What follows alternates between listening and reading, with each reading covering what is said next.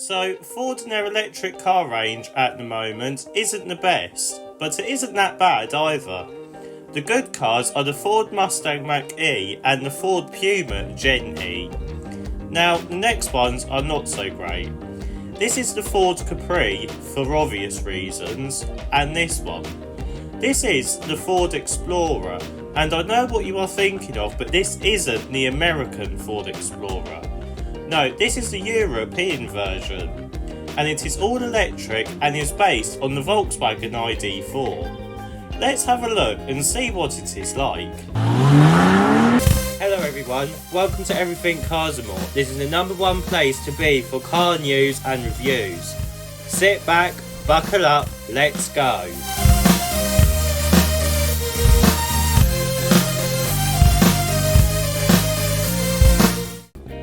Yes, that is correct, and the new Volkswagen Explorer is based on the Volkswagen ID.4, specifically the MEB platform from Volkswagen. This means that throughout this video you will notice quite a few similarities between the two cars. The front end though is different and has a unique design which isn't the same as other Fords. This means that you probably wouldn't even know that this is a Ford to start with. We get these boomerang style daytime running lights that look a bit like what Vauxhall has had for years, and in them light units you get a set of LED headlights. These headlights are connected with a black strip that spells out Explorer, which is quite cool actually. Lower down we get a pronounced fake body colour grille which houses the Ford logo on it. Even lower down on the bumper we get a central air vent that stretches the front and disappears into the side vents. We also get some matte black and silver cladding too to give it more of an off-roader look. Moving around to the side, we do get a clean and simple design. We get a set of sporty Ford looking wheels and some matte black plastic wheel arches and side seals. We also get a bit of decoration along the side and some Ford Designs door mirrors too. What is Volkswagen though is the door handles, but I can look over them. Moving around to the back and we get a similar design to the front end. We get a small set of tail light units that look very similar to the American Ford Explorer, and these are connected by a black bar that again says Explorer on it. On the boot we get the Ford logo, and even lower down we get a bit of matte black plastic that is styled to look like the front of the car. We also get some silver cladding with it too. Overall then, not too bad on the outside, but it could be better in some areas. Right, now it's time to have a look and see what battery and motor options you can have with the new Ford Explorer.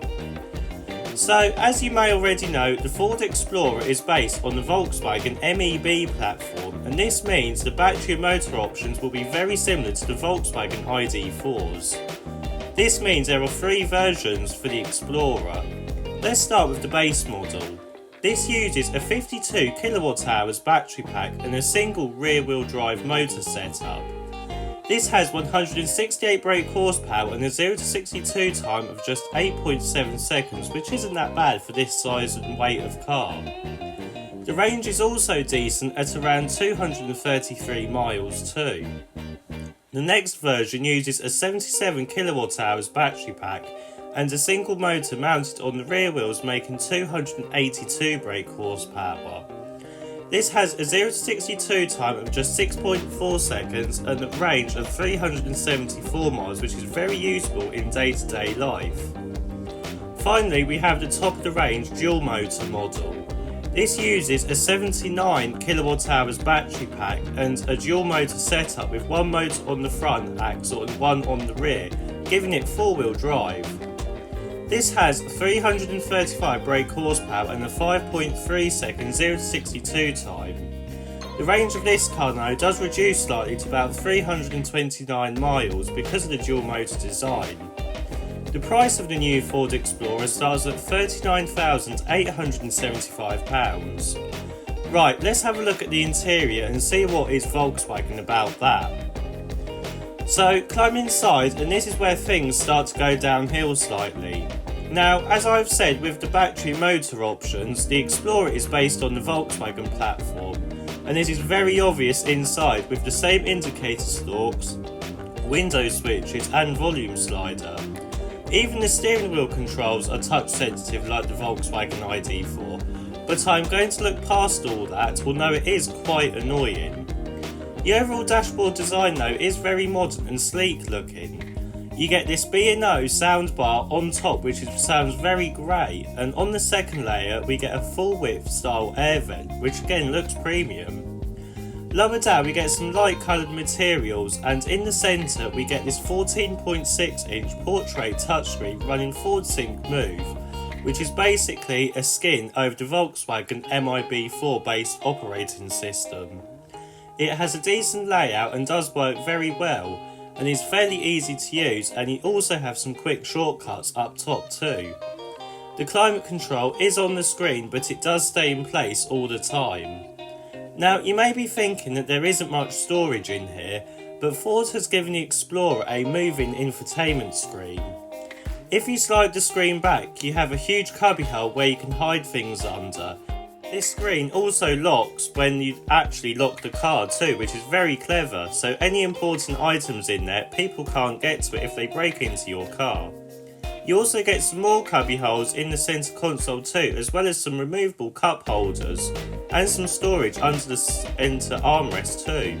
The steering wheel does look quite decent, and it is nice to hold in your hands, which is good. Finally we come to the seats, and yes, whilst they aren't the prettiest to look at, they are very comfy Volkswagen seats, which is brilliant. And they also have a memory function as well as a massage function, so the driver can actually drive in comfort.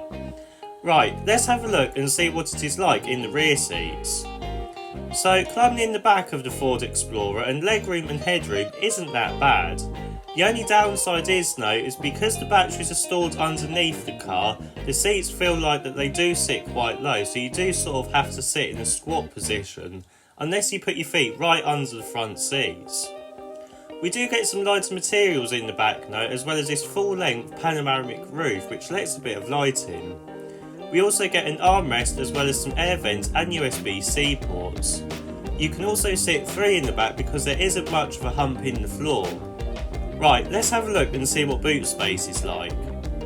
So opening the boot to the new Ford Explorer, and you are welcomed with 470 litres of space, which is smaller than the Volkswagen ID4 and is actually even less than the Skoda Enyaq and Audi Q4 e-tron. All of which these cars are based on the same chassis. Anyway, even with it being the smallest boot, it is still very useful and does have a flat load area.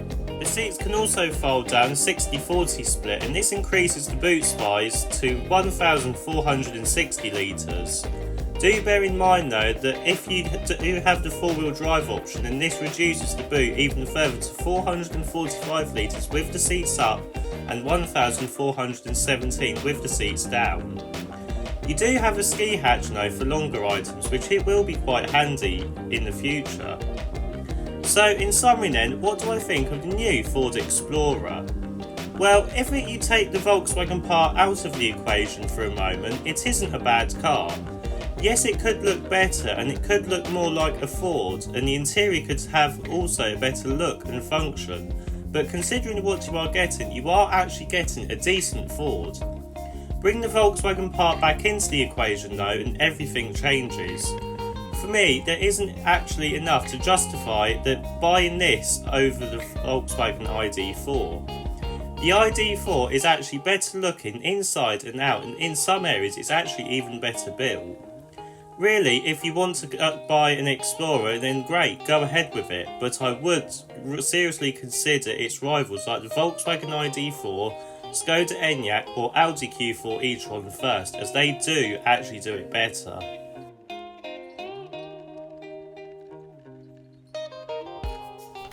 If you like this video, please don't forget to like and subscribe. See you in the next video.